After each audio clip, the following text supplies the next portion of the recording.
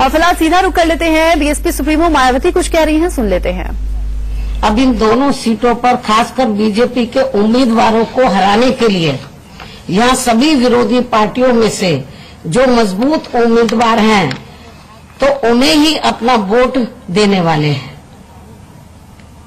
ऐसी मुझे पार्टी के ऐसा मैंने पार्टी के लोगों को पहले भी ये दिशा निर्देश दिए हैं और इस चुनाव में भी कि बीजेपी के कैंडिडेट को जिस भी पार्टी का उम्मीदवार उनको हराता हुआ नजर आए, भारी नजर आए, तो उसको आप अपना वोट दे दो ताकि बीजेपी का उम्मीदवार चुनाव हार जाए।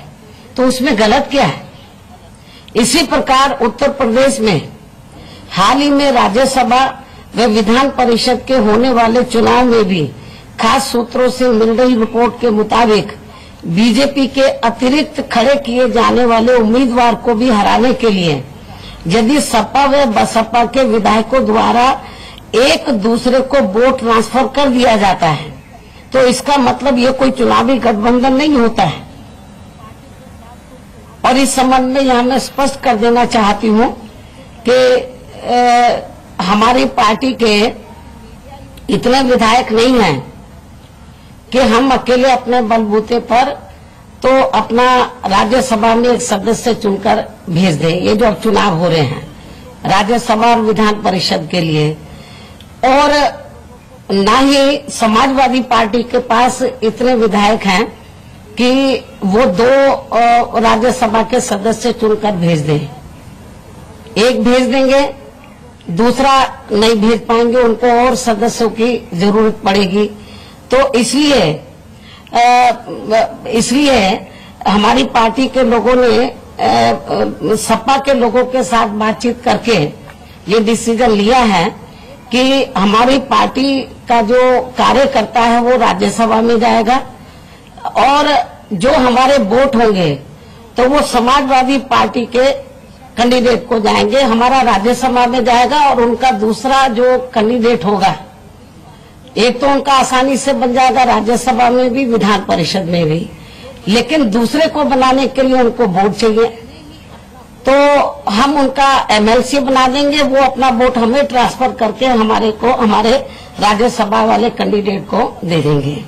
और जहां तक कांग्रेस पार्टी के साथ विधायकों का सवाल है, ये भी मैं स्पष्ट कर देना चाहती हूँ। तो जहां तक उनको वोट देने का सवाल है, यदि उनको मध्य प्रदेश में हमारे वोट चाहिए, हमारे वहाँ कई विधायक हैं और हमारे विधायकों के बिना समर्थन के बिना मध्य प्रदेश में उनका राज्यसभा का सदस्य नहीं बन सकता, न पहले बना था। हमारी पार्टी ने वहाँ उनको समर्थन दिया, सहयोग दिया तो उनका मेंबर आसानी से राज्यसभा में चुनकर चला गया। तो यदि कांग्रेस पार्टी के लोग ये चाहते हैं कि मध्य प्रदेश में उनका राज्यसभा का एक आदमी कांग्रेस पार्टी का आसानी से चुनकर चला जाए तो उनको भी, तो जब ये चुनाव होगा तो कांग्रेस के जो विधायक है साथ, तो उनको भी हमारे जो पोलिंग एजेंट होंगे उनको दिखाकर अपना वोट देना होगा। जब वो दे देंगे बीएसपी के कैंडिडेट को, राज्यसभा के कैंडिडेट को, तो फिर मध्य प्रदेश में भी हमारी पार्टी उनको खुला अपना वोट दिखाकर कांग्रेस के उम्मीदवार को उधर देगी। तो कहने का मतलब यह इस हाथ दो और उस हाथ लो।